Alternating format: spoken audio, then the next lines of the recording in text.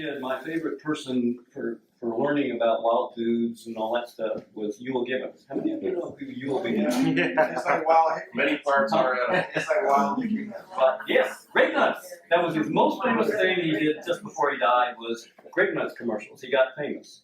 But he used to do articles every month in Organic Garden Magazine and Prevention Magazine, all about wild foods. He was the wild food guy of his day because he didn't just talk about, oh, this thing's edible and that thing's edible. He would make gourmet dinners out of wild foods back in the 60s and 70s, or even earlier. And he was an old geezer type, and I really liked that, and so I just emulated some of his stuff. I don't claim to do all of his things, but he had all kinds of cool things that he would make. And he was always talking about rose hip jam. Well, if you make rose hip jam, oh, that's really good. It's really rich in vitamin C.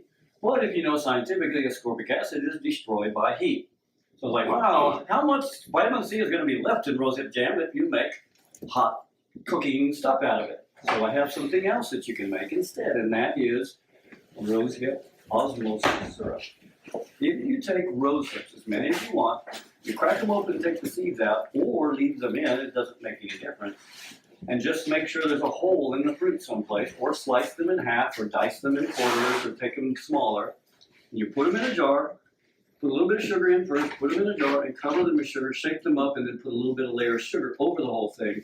So you have about the equal amount of sugar as to fruit by osmosis, and you can watch it happen or let it sit there for anywhere from 10, 20, 30 minutes, maybe more, depending on the types of fruit.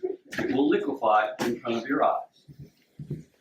As it liquefies, it's sucking the moisture out of the cells that are in the fruit. Every cell gets sucked out through the cell walls by the sugar that's there. What does that do? Sucks the goodies, the constituents that are inside the cell through the cell wall to the outside, and it is filtered through the cell wall. Cold, no heat's involved, no vitamin C is destroyed. It is sucked all out, and now you have the goodies, the rich goodies, the vitamin C, and all the other goodies that are in rose hips into the syrup. Now, when that syrup is done, so to speak, when everything is stabilized and it's not making any more syrup, you simply pour off the syrup, take the rose hips, put them in the dehydrator, dehydrate them, and you have rose hips, candied rose hips. You have syrup, and whatever sugar did not get converted into syrup is sitting in the bottom. You can pour that into a little tin with a cupcake cup, paper cup in it. And put it in the dehydrator, and it will dehydrate. And now you will have sugar that you can grind up and put in the sugar bowl that has whatever flavor of fruit that you started with, or mushroom. This works easily with 4 kinds of things: roots, fruits, flowers, and petals.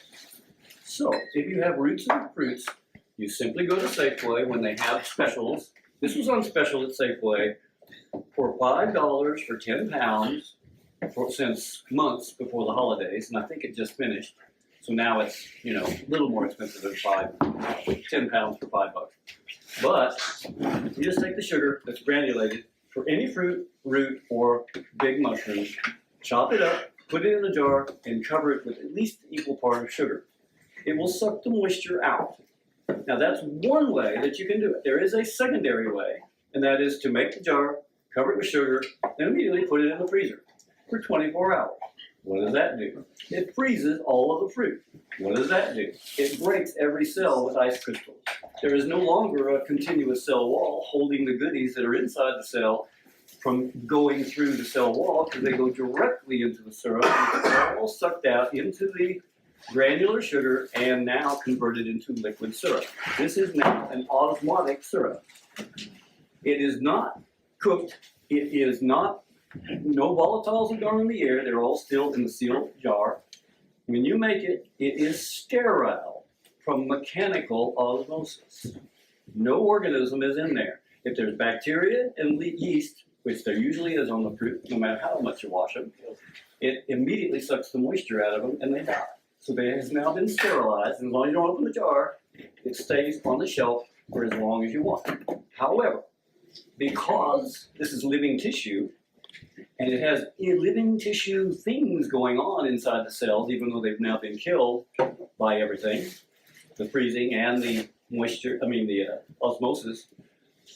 You have enzymatic processes that are going on from the cell's constituents, and those enzymatic processes can change, I don't say they decay, but they can change the properties and the constituents that are in the syrup. So if you make your syrup, typically the ones I've made, which I've made a wide range of them over the last year or so, I've been doing this for several years, but we really cranked it up now that we have the lab at Omni. That cranking up of all these different things, some of them seem to change in their flavors after a couple weeks. So if you make carrot syrup, like just simply cutting the carrots down the length, chopping them up thin, and tossing them in to a jar and cover them with syrup, and you watch, and within 20 minutes the jar is full of liquid carrot juice, sucked out of the carrots. You can pour it off within 24 hours or 48 hours or however long you want. If you pour off the sugar, the syrup, keep it in a jar, you can freeze it, and it's exactly that flavor for however long. However, if you take that syrup and just leave it with the carrots in the jar and don't open it, you can probably, my experience with it is anywhere from 2 weeks to a month. That keeps its flavor fresh. Like it's, wow, is that carroty? Oh my God, I didn't even know it had so many different carrot things inside the carrot, because when you're chewing it up and tasting it, you're not getting everything out of it that comes out now.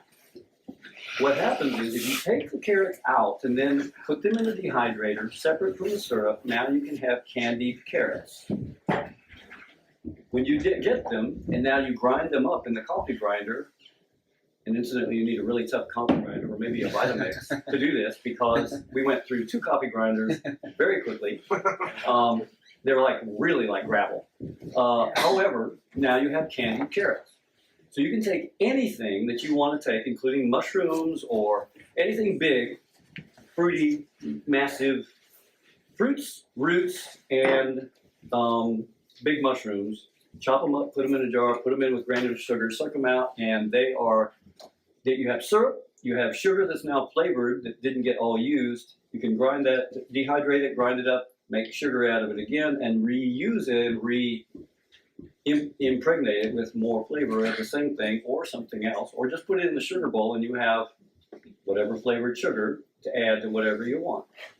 Yes, sugar is not healthy for you necessarily. Indeed. However, I think that's true. you can ferment it in alcohol, which may not be that healthy for you either. However, you can then ferment the alcohol into vinegar. Now with the vinegar, you have preserved herbal vinegar of whatever flavors you want to have from whatever syrups that you fermented into whatever alcohols into whatever vinegar. Now, those vinegars are going to be as tart as you want them to be, because the organisms, the bacteria that converts, it's basically a kombucha process. So you can take this syrup and add it to any of the kombucha you've made. You keep the mother going constantly with white sugar and tea, period. It's evolved to do that. So you pour off this to drink it, don't drink it.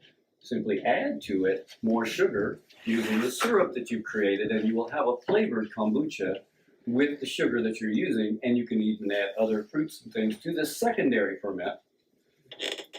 Now, if you want, you can keep fermenting that, or if you have things that you have preserved so you can have it year-round, you can adapt it by evolutionary processes very quickly into an adapted kombucha mother that only is adapted to, say, Orange Julius flavor, which basically is, or root beer flavor, or whatever kinds of things that you can preserve the flavors year-round and use them year-round. But seasonal things like raspberry maybe, or blackberry, or whatever you can only get seasonally, those flavors you might not be able to duplicate year-round.